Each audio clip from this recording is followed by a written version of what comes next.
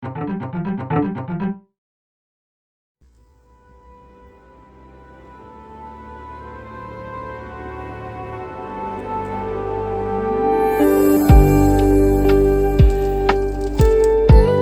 want to know what I got this year.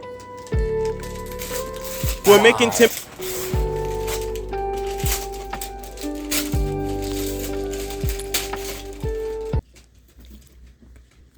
I wonder if it still holds up a year later. Well, let's find out. So this is the 256 gig version with Wi-Fi, and this is in purple. So it should please Lunar clips out there. Do it the way that ASMR YouTubers do when they unbox items. Do it very, very slowly.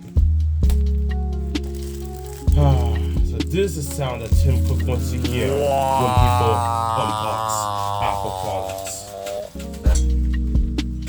Alright, looks nice with all of these. What are these swirly purple things? Basically, this just signifies that artists, you can doodle with whatever. Alright, let's unbox it. Okay, gotta do it very gently. It's not opening. It takes some time. Just give it 1 second. Do it. 2 hours later. That took long, but it was worth it. Now we're just gonna leave the front box here. So, on first glance, you have the device. Wow, it's very light, I have to say. Like, even the box was light too. So, this is the iPad Air, and you get your papers designed by Apple in California.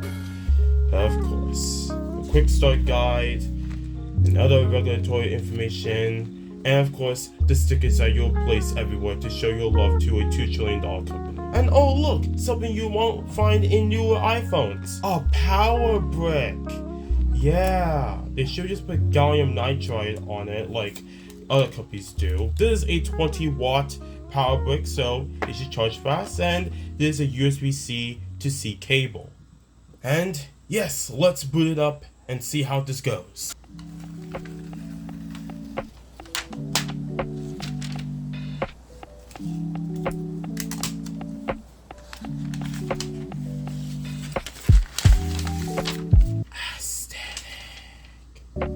Wow, look at this 10.9-inch liquid retina display right here.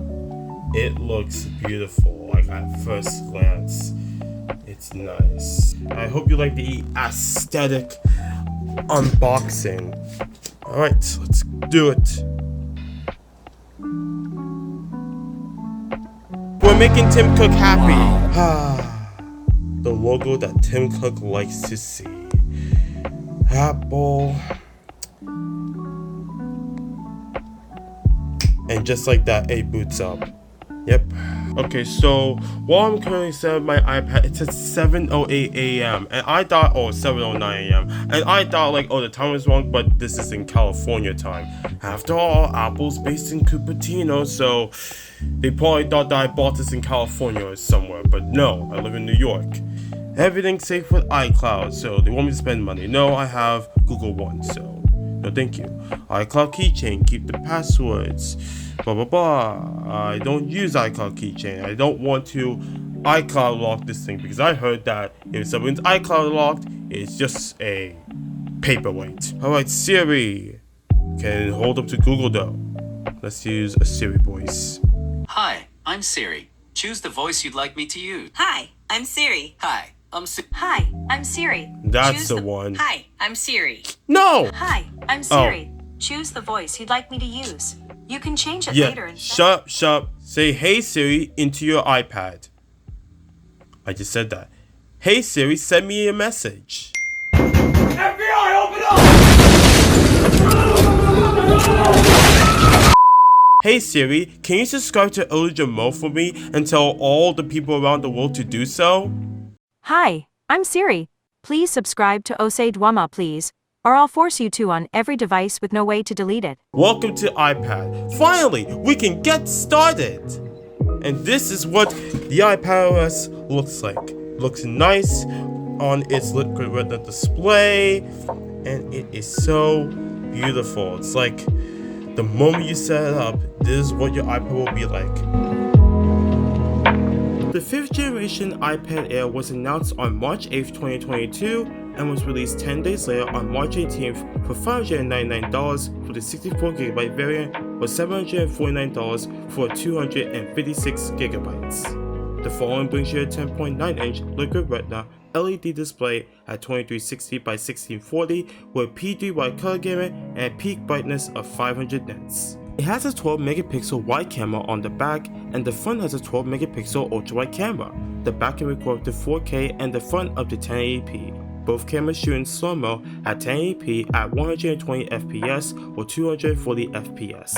It also has a feature called Center Stage where the camera uses machine learning to track your motions when you move. This iPad Air is powered by Apple's own SoC, the M1, with 4 performance cores plus 4 efficiency cores, making it an octa-core chip with its octa-core GPU and 16-core neural engine for AI tasks. It's got 8GB of RAM and either 64 or 256GB of storage as mentioned. On the top, there's a top button that also doubles as a Touch ID sensor, microphone on top and another one on the bottom of the back camera, and stereo speakers with one on top and another on the bottom.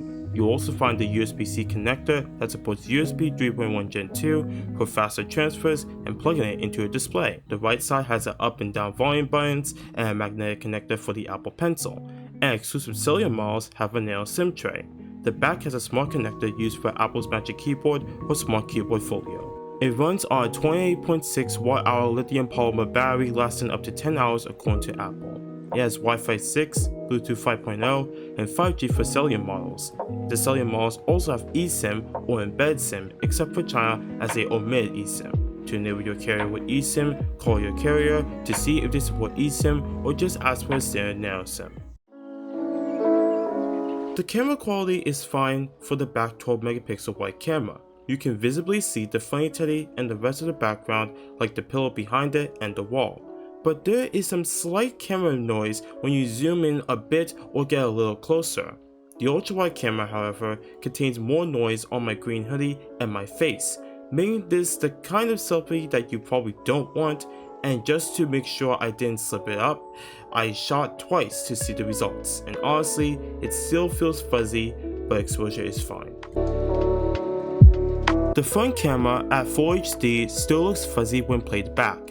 It just looks okay, but not the least noisy. The back camera is the same ordeal as the front teddy, if not, the whole video is just wafted with more camera noise. However, the microphone sounded fine and clear. I'm recording on the iPad Air at 1080p 60fps. I'm recording on the iPad Air's front camera at 1080p 60fps. The cameras are not poor, but not good. They are just in the middle. I'll say that it's just fine for shooting little videos or taking pictures for daily things and video conferencing or FaceTiming. Center Stage is good since you don't need to move your camera when you're calling somebody, and you got other people near you who just want to say hello or things like that. Also, if you take it outside, you may inch out better results, but take this with a pinch of salt. Ever since Apple debuted Apple Silicon starting with the M1 back in 2020 on the Macintoshes and now trickling down to the iPads nearly 2 years later, I wanted to see that it could still pack a punch to this day. I fired up 3D Mark and the wildlife test and handled it like a pro, zipping through the loading screen and onto the main test at approximately 60 frames per second and finishing the test with a maxed out score. I also ran Geekbench 6 for the CPU and GPU test, and the results are promising, with the CPU test scoring 2287 for the single core and 8341 for the multi-core, and the GPU with a score of 32,679. Comparing it to other iPads, the 5th gen was faster on single core than other iPads to come before it, like the 4th gen iPad Pro and even the current 6th gen mini. This means running apps like Roblox and Minecraft are smooth and play nice with little to no lag, And the same thing goes for even running big tasks like DaVinci Resolve, as it's smooth and responsive, and I'm currently editing this video on the iPad Air. Hearing the Air's stereo speakers have a good level of dumping and bass, plus the spatial audio produces and outputs higher quality audio. Listening to the vinyl cracking, the guitar, and all the other instruments sounded clear and crisp.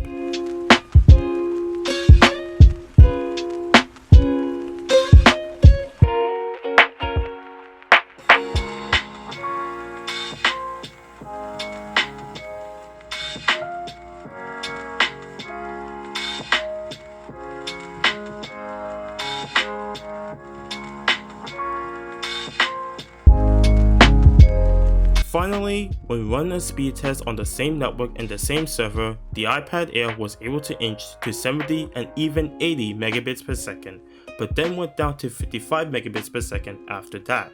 Its download speed started at 24, but went down a bit to the single digits and ended at 13 megs.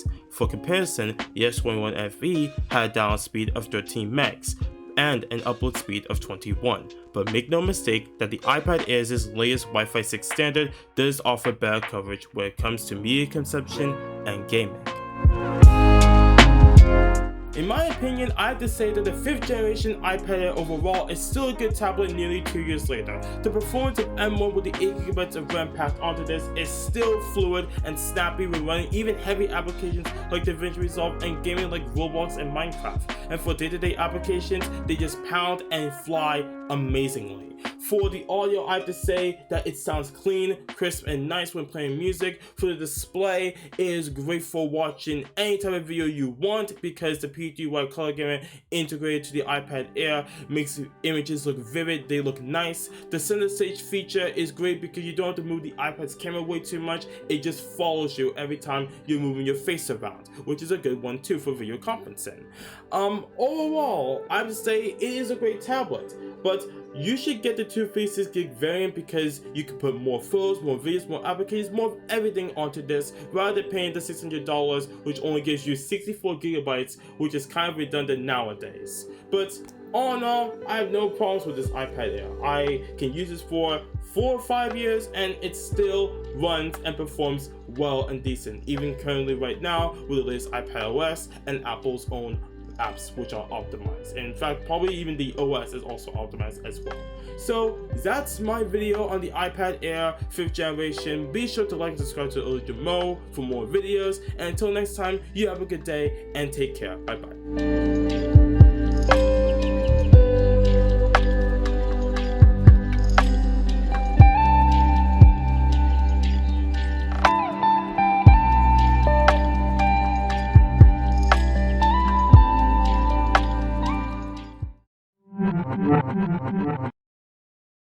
We're making